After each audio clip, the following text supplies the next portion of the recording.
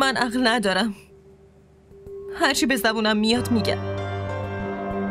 تو هم که از دستم ناراحت شدی و ولم کردی. حرفت بد بود. بابام دعوام کرد و گفت که خیلی زیاده روی کردم.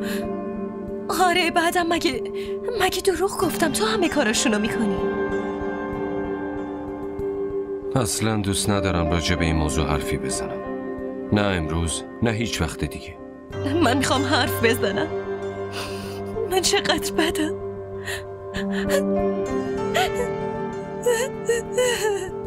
باشه حالا چرا گریه میکنی؟ وقتی دیدم که اینطوری ولم کردی و نیومدی دنبالم، آخه چرا قصه نخورم؟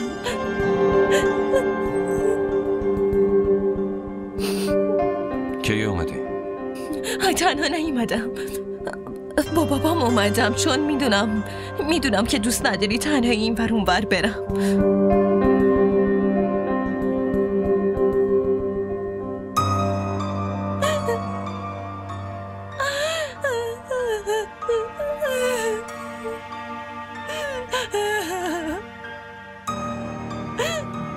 چرا گریه میکنی؟ گشنمه. غذا نخوردی مگه؟ گشنته؟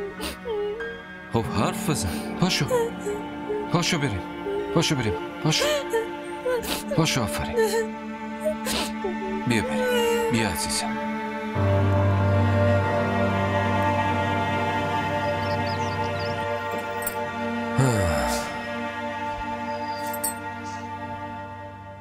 باید برای عقد ازهر برم خرید. این وقت صبح؟ الان همه مغازه ها بستن. آره الان نه، یعنی شب، هر وقت خودت وقت داشتی. تو ترلانی دیگه. عوضت که نکردم. باشه ساعت 4 برمیگردم. چی میخوای بگیری؟ من یه لباس باید بگیرم و یکم زیورالات. باشه. آره ولی زیورالات هم باید طلا باشه، یعنی یه سرویس طلا میخوام. طلا چرا؟ یعنی چی چرا؟ عقد برادر شوهرمه، یه مراسم معمولی که نیست. این همه سرویس طلا تو خونه داری، یکیشو بنداز دیگه. نه یه جدید میخوام. ببین طلا، تازه به سلما برای خریدای تمنا پول دادم. بخوام بیشتر پول بدم برام خیلی سخت میشه عزیزم. برای تمنا داری، برای من نداری؟ طلان الان نوبت اون عزیزم. من حالیم نیست، وقتی میگم میخوام یعنی میخوام. اینجوری خیلی به هم فشار میاد.